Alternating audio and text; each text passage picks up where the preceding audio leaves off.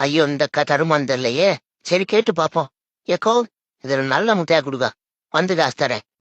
ஏப்பா வரையில காசு எடுத்து வந்திருக்கலாம்ல. ஆனா அதை ஏக்கா கேக்குற? என் ஓனர் போட்டு படுத்தி எடுக்கிறாக்கா.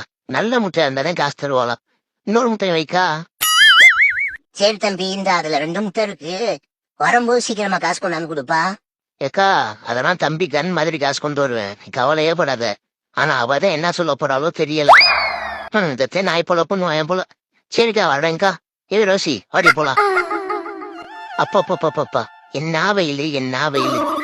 அம்மா ஓனர் அம்மா, இந்த முட்டை நல்ல முட்டையான்னு பார்த்து காசு கொடுத்தீங்கன்னா கொண்டு போய் கொடுத்து வந்துருவேன்.